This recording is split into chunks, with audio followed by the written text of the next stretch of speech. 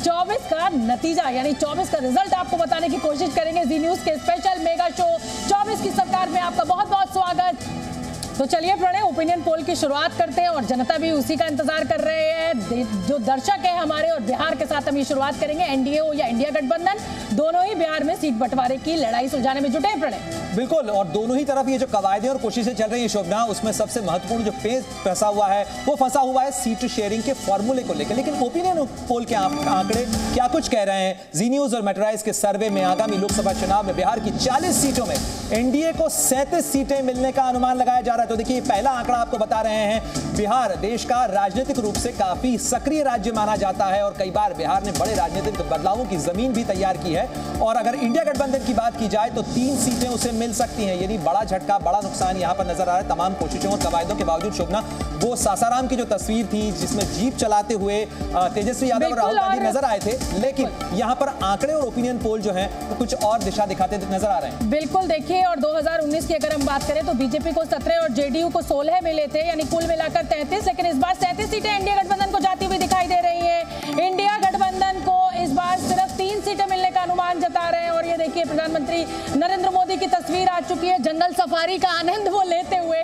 और लोकसभा बिहार चुनाव की अगर मैं बात करूं तो 40 में से 37 सीटें एनडीए गठबंधन को जाती हुई दिखाई दे रही है। राहुल गांधी अपनी कुर्ते की आस्तीन जरूर ऊपर कर रहे हैं, लेकिन सीटें बड़ी कम आ रही हैं यहाँ पर। बिल्कुल, सीटें यहां पर कम होती हुई नजर आ रही हैं और झटका जो है वो लगता हुआ नजर आ रहा है। हालांकि पिछले आंकड़ों की भी अगर बात की जाए शोभना, तो पिछले 2019 के लोकसभा चुनाव के अंदर भी इंडिया गठबंधन या उस समय कहा जाए यूपीए गठबंधन का प्रदर्शन तो बहुत अच्छा नहीं रहा था। आरजेडी को तो 0 सीट मिली थी लोकसभा के अंदर और कांग्रेस को भी ले देके 1 सीट हासिल हुई थी।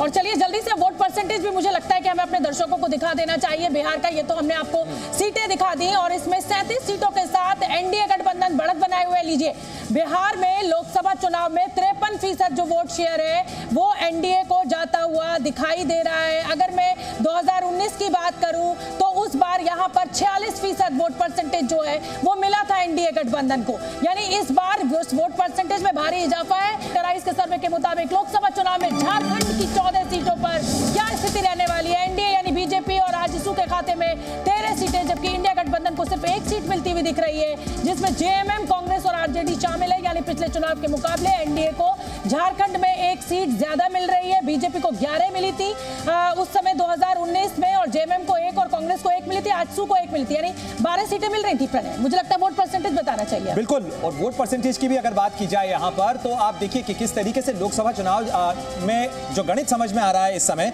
उसके अंदर अगर वोट परसेंटेज देखा जाए तो पूरी तरीके से एनडीए के पास में ही, या कहा जाए एनडीए के पाले के अंदर ये गणित ज्यादा था। और अभी भी ऐसा लग रहा है कि झारखंड के अंदर जो राजनीतिक उथल पुथल हुई उसका भी कहीं ना कहीं फायदा जो है वो इस समय एनडीए भुनाता हुआ नजर आ रहा है। अब कर्नाटक की बात करना बेहद जरूरी है, जहां से 28 सीटें आती हैं और एनडीए इंडिया गठबंधन पर भारी पड़ रही है, जिसमें बीजेपी के साथ जेडीएस भी शामिल है। दोनों को कुल 23 सीटें मिल रही हैं। वहीं सत्ता में काबिज होने के बावजूद कांग्रेस कर्नाटक में सिर्फ 5 सीटें जीतती हुई दिख रही है। एनडीए 23 सीटों में से 21, बीजेपी 2 जेडीएस के खाते में जाती हुई दिखाई दे रही है। प्रणय, वोट शेयर मुझे लगता है बताना चाहिए जल्दी से दर्शक। बिल्कुल, जल्दी से वोट शेयर की भी बात कर लेते हैं, क्योंकि यहां पर अगर आप वोट शेयर की बात करें तो कर्नाटक में वोट शेयर के में एनडीए गठबंधन को 54% वोट मिलता हुआ नजर आ रहा है, जबकि कांग्रेस का वोट शेयर 42% है और अन्य के खाते में 4% वोट जा रहे हैं। कांग्रेस और एनडीए के वोट शेयर की अगर तुलना करें तो वहां 12% का फायदा जो फासला जो है वो सीटों में नजर आ रहा है, जिसे एक बड़ा अंतर कहा जा सकता है। बिल्कुल, और पंकज जी आपका मैं रुख कर लेती हूँ एक बार फिर। आप असहमत मनोज जी के इस आंकड़े से? और 24 की सरकार, ये ओपिनियन पोल जी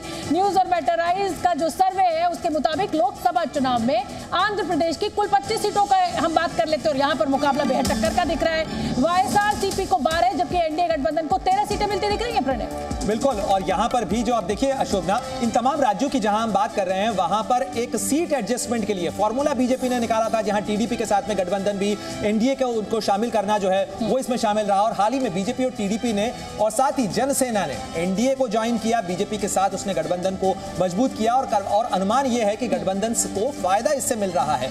यानी पिछली बार जगन मोहन को वाईएसआरसीपी की जो पार्टी है उनको 22 सीटें मिली थी और इस बार सीधे सीधे 10 सीटों का नुकसान उनको यहां होता हुआ नजर आ रहा है। तो देखिए यह है बड़ा आंकड़ा, जहां वाईएसआरसीपी को 12 और बीजेपी एनडीए को 13 सीटें मिलती हुई नजर आ रही हैं। तो बिल्कुल चलिए, और अब जल्दी से तेलंगाना के ओपिनियन पोल की बात कर लेते हैं। 17 सीटों में से तेलंगाना में कांग्रेस को 9 सीटें मिलती हुई दिखाई दे रही है। और हालांकि कांग्रेस को फायदा है क्योंकि 2019 में 3 सीटें मिली थी यहाँ पर और इस बार 9 सीटें मिलती हुई दिखाई दे रही है। टीआरएस को 9 सीटें मिली थी और बीजेपी को मिली थी 2 सीटें। तो अब कुल मिलाकर बीआरएस हो चुकी है वो, तो बीआरएस को यहाँ पर नुकसान हो रहा है, लेकिन कांग्रेस को यहाँ पर फायदा होता हुआ दिखाई दे रहा है। एनडीए गठबंधन को 5 सीटें मिलती हुई दिखाई दे रही हैं। और चलिए जी न्यूज़ और मेटराइज के सर्वे में अगले लोकसभा सीट का समय हो गया है। चुनाव में अब केरल की अगर हम बात करें तो कुल 20 सीटों पर इंडिया गठबंधन क्लीन स्वीप करता नजर आ रहा है, जिसमें कांग्रेस को 9, सीपीएम को 8 और अन्य सहयोगियों को 3 सीटें मिल रही हैं, जबकि केरल में एनडीए का खाता भी नहीं खुल रहा है। तो यहाँ पर आईएनसी को पिछली बार 15 सीटें मिली थी और आईएमएल को 2 सीटें मिली थी, सीपीआईएम को 1 मिली थी। तो कुल मिलाकर मुझे लग रहा है कि बहुत ज्यादा यहाँ पर गेन अगर हम देखें 20 सीटों में केरला में, तो बहुत कोई स्थिति में बदलाव मुझे ऐसा यहाँ पर नहीं दिखाई दे रहा है। बिल्कुल, तमाम कोशिशों के बावजूद यहाँ पर बदलाव नजर नहीं आ रहा है। लेकिन अगर तमिलनाडु की भी बात करें, क्योंकि हम एक साथ केरल और तमिलनाडु की बात इसलिए भी कर रहे हैं क्योंकि प्रधानमंत्री अगले 3-4 दिनों के अंदर इन्हीं दक्षिण भारत के राज्यों के अंदर नजर आएंगे। शोभना, और जी न्यूज़ और मेटराइज के सर्वे के मुताबिक लोकसभा चुनाव में तमिलनाडु की कुल 39 सीटों में इंडिया गठबंधन को 36 सीटें मिल सकती हैं। वहीं एनडीए को सिर्फ 1 सीट पर सफलता मिलने का अनुमान है और एआईएडीएमके को 2 सीटें हासिल हो सकती हैं। देखिए, ये है बड़ा आंकड़ा और बड़ी तस्वीर।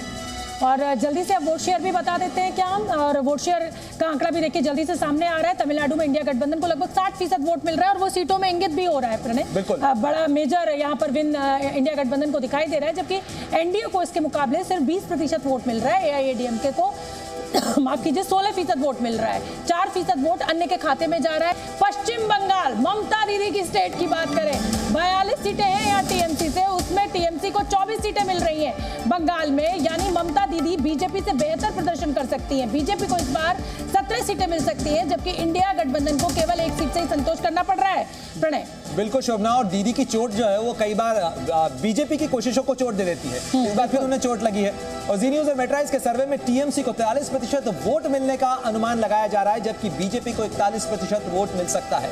यहां बंगाल में इस बार टक्कर कांटे की होगी ऐसा माना जा रहा है और इंडिया गठबंधन को 12% वोट शेयर मिलने का अनुमान है और अन्य के खाते में केवल 4% वोट जा रहा है। महिलाओं के वोट के हिसाब से शोभना बहुत महत्वपूर्ण है। बिल्कुल, और देखिए टीएमसी के वोट परसेंटेज में कोई बहुत फर्क नहीं आया है। 2019 में भी 43.69% टीएमसी को वोट परसेंटेज पड़ा था और इस बार भी। जी न्यूज़ और मेटराइज के सर्वे में आगामी लोकसभा चुनाव में एनडीए यानी बीजेपी को जम्मू कश्मीर की 5 सीटों में से 2 सीटें मिल सकती हैं, जबकि इंडिया गठबंधन को 1 सीट मिलने का अनुमान है और अन्य के खाते में 2 सीटें जा सकती हैं। अब मैं जल्दी से शरद जी आपका रुख कर लेती हूँ। देखिए, प्रधानमंत्री नरेंद्र मोदी कश्मीर पहुंच चुके हैं, आपने देखा वहां पर किस तरीके का संदेश देने की कोशिश की गई। 370 को एक मेडल की तरह बीजेपी जो है वो पेश कर रही है। बीजेपी जीत सकती है लद्दाख की 1 सीट, एनडीए का कब्जा हो सकता है प्रणय पर। बिल्कुल, और वो जो अभी हाल में कुछ तस्वीरें आ रही थी शोभना की, वहां विरोध प्रदर्शन हो रहे हैं लद्दाख में, लेकिन उसके बावजूद जो ओपिनियन पोल है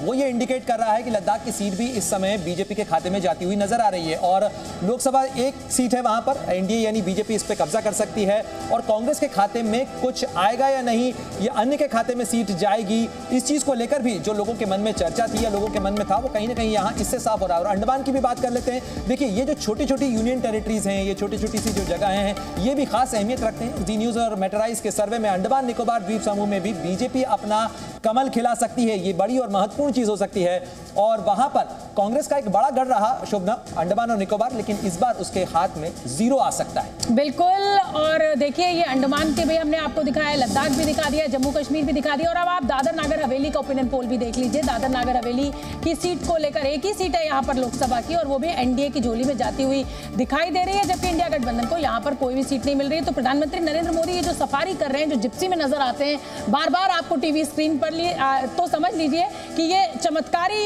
उनकी विजिट है और वो भी हाथ में दूरबीन लेके। बिल्कुल, और तो दूर दूर तक नजर है, दूर दूर तक उनकी नजर है। अगली सीट का भी देख लेते हैं प्रणय हम। बिल्कुल, जी न्यूज़ और मेटराइज के सर्वे में दमन और दीव की एक जो लोकसभा सीट है वहां भी बीजेपी का कमल खिलने का अनुमान लगाया जा रहा है इस ओपिनियन पोल में। इन लोगों का कहना है कि वहां भी ये जो 1 सीट है वो भी बीजेपी के खाते में जा सकती है। हाल ही में मालदीव बनाम लक्षद्वीप की काफी बहस भी हुई थी और एनडीए को कोई सीट नहीं मिलने का यहां अनुमान है, जबकि यहां इंडिया गठबंधन यानी कांग्रेस के खाते के अंदर ये सीट जाती हुई नजर आ रही है। आगे बढ़ते हैं और पुदुचेरी की भी बात कर लेते हैं, क्योंकि यहां लोकसभा की एक सीट है और ये सीट भी फिलहाल एनडीए को नहीं बल्कि इंडिया गठबंधन यानी कांग्रेस के खाते में जाती हुई नजर आ रही है। ओपिनियन पोल, जी न्यूज और मेट्राइज का ये बताता है कि कांग्रेस को पुदुचेरी की एक सीट मिल सकती है। पुराना गढ़ रहा है और तमिलनाडु की 39 और एक पुदुचेरी की सीट मिलकर कुल 40 सीटों का कंपोजिशन बनाता है। जी न्यूज और मेट्राइज के सर्वे में गोवा की दोनों सीटों पर कमल खिलने की संभावना जताई जा रही है, यानी बीजेपी के खाते में यहां गोवा की दोनों सीटें जाती हुई नजर आ रही हैं जी न्यूज और मेट्राइज के सर्वे में, जबकि कांग्रेस को एक भी सीट नहीं मिलने का अनुमान जताया जा रहा है। यानी लोगों का मन, लोगों की राय ये कहती है कि यहां कांग्रेस को एक भी सीट हासिल नहीं होगी। जी न्यूज।